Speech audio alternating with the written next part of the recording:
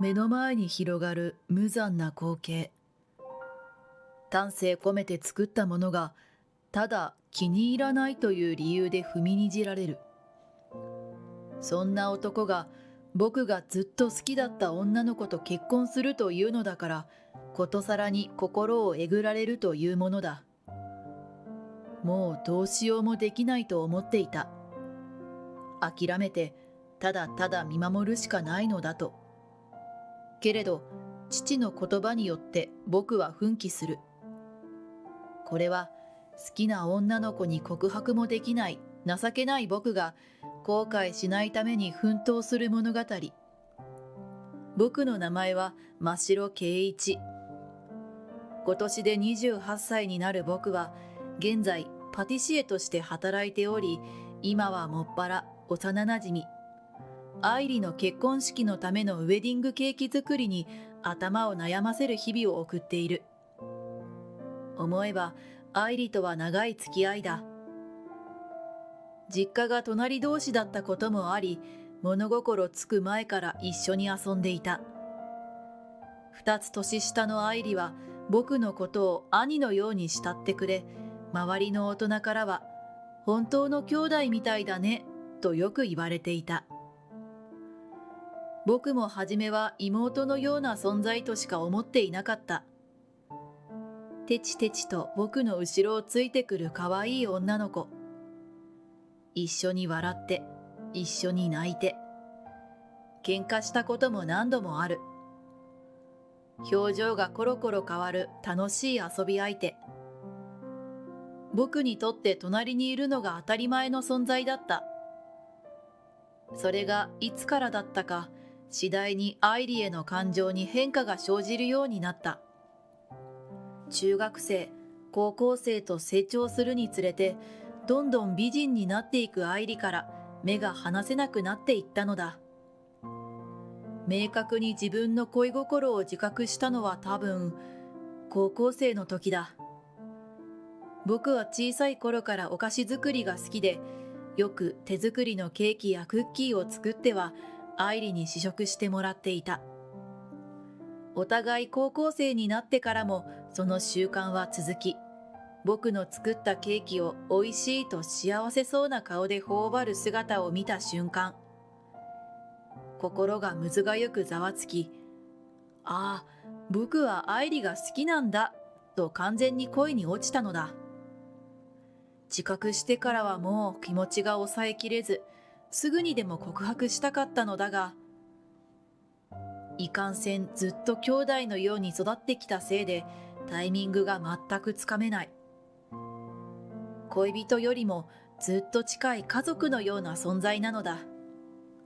下手にこじらせて今の関係を崩してしまうのも怖くて、僕は結局言い出せずにいた。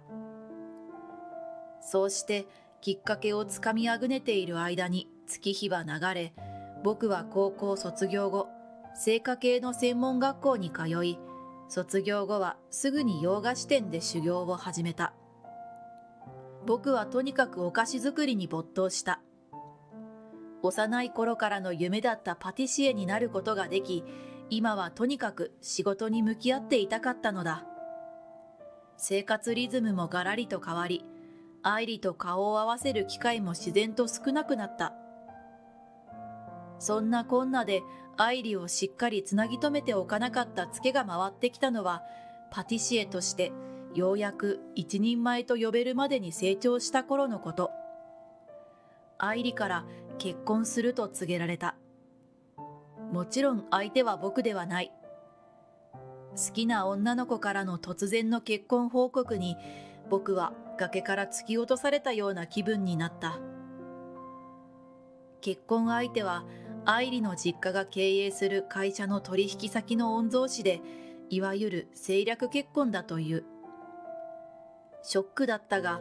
自分がうだうだと行動に移さず先延ばしにした結果だ。愛梨が納得しているのなら清く身を引こうと思ったのだが、結婚報告をする愛梨は終始浮かない表情をしている。それがどうしても気になって、僕は婚約者はどんな男なのかと尋ねてみた。すると、ちょっとしたことで機嫌を損ねるから正直怖い。私のことも好きというわけではなさそうだし、と弱々しく打ち明けてくれた。本当にそんな男と結婚していいのか？愛理は幸せになれるのか？うちの会社のためにもそうするしかないから。今回の経緯をよくよく聞くと、愛理の実家が経営している会社への資金援助を目的とした政略結婚らしい。自分が嫁がなければ実家の会社は倒産してしまう。だから仕方がないのだと愛理は力なく笑った。これから先多分苦労するだろうし、後悔すると思う。幸せな結婚ではないから。だからこそ結婚式という晴れ舞台で圭一くんのケーキを食べて勇気をもらいたいの。不安をたたえる目とは真逆に、その言葉には強い覚悟がみなぎっていた。こうして僕は幼なじみであり思い人である愛理のウェディングケーキを作ることになったのだ。愛理に幸せが訪れますように。そうせめてもの願いを込めて、今までで一番おいしく美しいケーキを作ろうと心に決めたのだった。結婚式当日の朝、試行錯誤を重ねて作った三段重ねのウェディングケーキを新郎新婦に披露した。愛理を想像しながらデザインした繊細な装飾を施した世界で一つだけのケーキ。立派に完成したそれを見て、愛理は感極まりながら、こんな素敵なケーキを作れるなんてすごい。やっぱり圭一くんは天才だねと絶賛してくれた。しかし、彼女の結婚相手、金子隆二は不機嫌そうに顔をしかめてケーキを眺めている。金子さんはウェディングケーキと僕に蔑みの目を向け、なんだこの貧乏臭いケーキは、ウェディングケーキと言ったら派手にデコレーションされた5段重ねのケーキだろうと言い、馬鹿にしたようにやれやれと首を振る。どうやらウェディングケーキの仕様を知らないようなので、写真などで見る背の高いウェディングケーキはナイフを入れる部分だけ本物を使って、それ以外は作り物の場合が多いんです。そうでないと崩れてしまうので。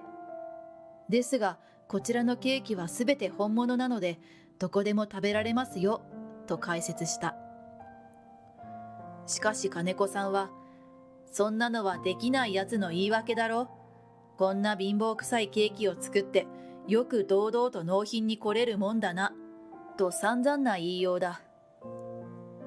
愛理がさすがにしびれを切らして、大事な幼なじみが作ってくれたケーキをそんな風に言わないで、と怒ってくれたが、それが金子さんの逆鱗に触れたらしい。愛理が俺をかばう姿を見て、さらに気分を害した金子さんは、あろうことか、ケーキを乗せた台を思いっきり蹴飛ばしたのだ。ガッシャーンという激しい音とともに台は倒れ、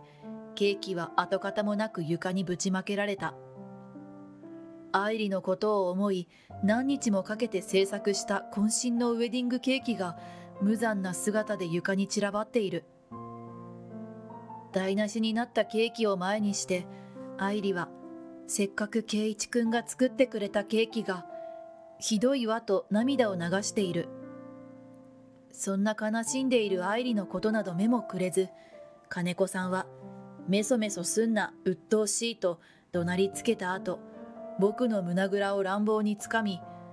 お前の顔を見ていると腹が立つ。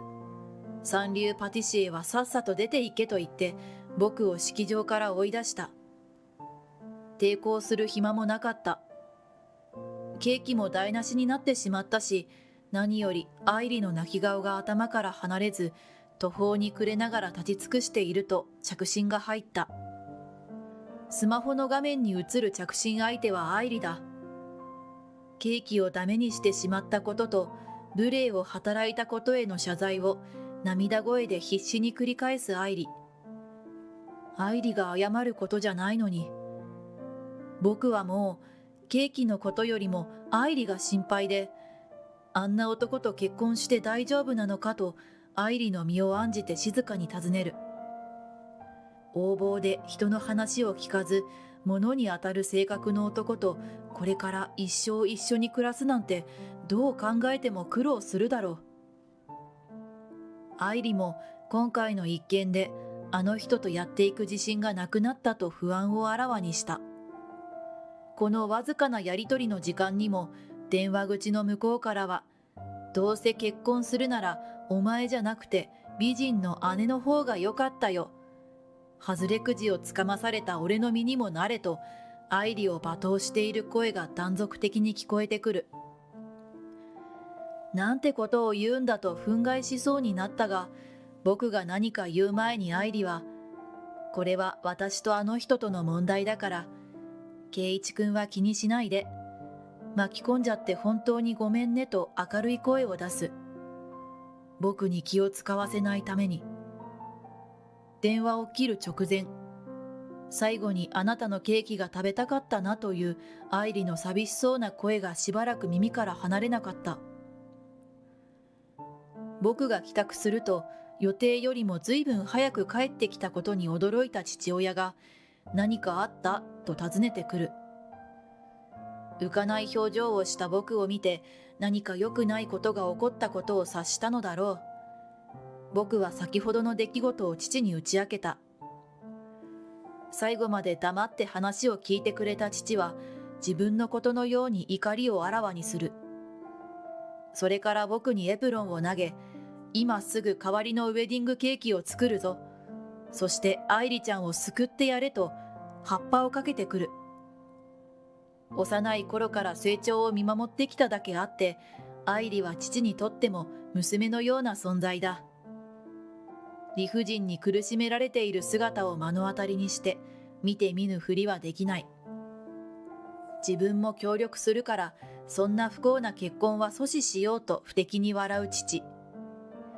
お前もいい加減腹をくくれ。今愛理ちゃんを救わないと一生後悔するぞ。僕の思いも何もかもお見通しなのだろう。しかし同じウェディングケーキを今から作ろうにも時間も材料も足りない。どうしたものかと頭を悩ませていると、短時間でできるチーズケーキを作ろうと父から提案された。チーズケーキは愛理の一番好きなケーキだ。絶対間に合わせる。僕はうなずき、早速調理に取り掛かった。超特急で作ったケーキは無事完成し、急いで車に積み込み、父と共に結婚式場へ向かう。到着すると、挙式はすでに終了しており、披露宴の真っ最中だった。招待客の多くが料理に舌鼓を打ち、もう間もなくデザートの準備が始まる頃だろう。ちらっと見えた愛理のドレス姿は、目を見張るほど美しかったが、花嫁らしからぬ悲壮感を身にまとわせていた。それでもけなげに金子さんと共に各テーブルへ挨拶回りをしている。僕は式場のスタッフに事情を話し、作ってきたケーキを披露宴で出してもらえるように交渉した。どうにか了承を得ることができ、デザートを提供するタイミングで僕のウェディングケーキが披露された。カートに乗せてケーキを運ぶ僕と父の姿を見て、愛理も金子さんも驚いたように目を見開いている。フルーツで華やかにデコレーションされたチーズケーキに、参列者は美味しそう、素敵と口々に賛美の言葉を述べてくれる。愛理も作り直されたケーキを見て感動して震えていた。しかしそんな和やかな雰囲気の中、金子さんだけは眉をつり上げ、勝手なことをするなと言って僕につかみかかろうと手を伸ばす。ケーキが崩れたらまた愛理を悲しませてしまう。僕は今度こそケーキを守ろうととっさにかばうように覆いかぶさる。けれどいつまでたっても来るはずの衝撃が襲ってこない。いぶかしく思い顔を上げると、隣にいた父が金子さんの腕をつかみ上げ静止していた。金子さん、食品に携わる人間が食べ物を粗末にするなんて見過ごせませんね。父は広間に通る威圧的な声でそう言った。金子さんは腕をつかまれたまま父の顔を見て真っ青になっている。そう、金子さんと父は顔見知りだったのだ。実は僕の父は有名ケーキ店を全国で経営する企業の社長だった。そして金子さん一家が経営する食品会社は父の会社に大量の小麦粉を卸している。突然大手ケーキ店の社長が現れたことで金子さんの父親も慌てた様子で駆け寄ってきた。真城社長、うちの息子が何か失礼なことを。ハンカチで額を押さえながら恐る恐る訪ねてくる金子さんの父親。その言葉に応えるように父はウェディングケーキを台無しにした事実を参列者全員に聞こえるように経緯を説明した。どのケーキも職人が丹精込めて作ったものだ。それをいとも簡単に壊し、悪びれもせず、むしろバカにしてきたという。お宅の小麦粉は気に入ってたんですがね。お祝いの席でこう言ってはなんですが、食のありがたみもわからない人間が会社を継ぐとなると、今後の契約について考えさせてもらわねばなりませんな。父は金子さんを見据えながら厳しく告げる。すると金子さんの父親は、食べ物を粗末にするような人間に会社を継がせるわけにはいかん。感動だ、と息子を怒鳴りつけた。社長令則という肩書きによって今まで傲慢に生きてこれた金子さんは、突然の感動宣言を受けて無様にガクガクと震えながらその場に膝から崩れ落ち、この世の終わりのような顔をしている。そこに追い打ちをかけるように、大切な幼なじみが真心込めて作ってくれたケーキを台無しにするような心ない人とは結婚できませんと愛理が宣言し、会場は大混乱となった。あまりの急展開に参列者はパニック寸前だったが、式場のスタッフたちがうまく立ち回り、なんとかその場を収め、結婚式はそのまま解散となった。ウェディングドレスから着替えた愛理は身も心も解放された様子で、すがすがしい顔をしている。そして、ストレスでずっと食が細くなってたんだけど、すっきりしたらお腹空いちゃった、というので、控室で僕の作ったチーズケーキを食べてもらった。すごくおいしい。圭一くんが作ってくれるケーキはやっぱり一番おいしいね。昔と変わらない笑顔でそう言ってくれる愛理。その笑顔を見て僕はようやく決心がつき、ずっと胸に秘めてきた思いを告げた。愛理、育児がないせいでずっと言い出せなかったけど、本当はずっと前からもう幼なじみや妹と思えなくなってた。僕は愛理のことが好きなんだ。すると愛理はきれいな涙を流しながら、私もずっと圭一くんのことが好きだったの。だけど大企業の息子でパティシエの才能にも恵まれた圭一くんとでは私は釣り合わないから。私の思いは重荷にしかならないと思ってずっと隠してたの、と心の内を明かしてくれた。お互いに思い合っていたのに近すぎるせいで何も見えていなかったなんて。我ながらバカだなぁと思う。けれど紆余曲折あったものの、ようやく自分の気持ちに嘘をつかずに告げることができる。家柄や職業なんて関係ない。一生かけて愛理を守るよ。こうして僕はついに長年募らせた愛理への思いを伝えることができたのだった。その後、僕と愛理は交際を始めた。政略結婚を余儀なくされるほど切羽詰まっていた愛理の実家が経営する会社は、僕の父が資金援助をしたことで何とか立て直した。また噂で聞いた話では、金子さんは父親の宣言通り社長候補の座から降ろされ感動されたという。親の七光りで何の取り柄もなかった金子さんは今、ひもじくアルバイト生活をしているらしい。あの最低な。だけど僕たちの関係を変えてくれた結婚式から2年経った今日、僕と愛梨は結婚する。あの日、他の男の隣で浮かない顔をしていた愛梨は、今僕の隣で幸せいっぱいに微笑んでくれている。結婚式のウェディングケーキはもちろん僕が作った。愛梨を思って、そしてこれからの穏やかな未来を願って、魂を込めて作ったチーズケーキを前に、僕らは手を取り合い微笑み合う。参列者が今か今かとカメラを構える中、司会が音頭を取る。新郎新婦初めての共同作業です。それでは準備はよろしいでしょうか。ケーキ入刀。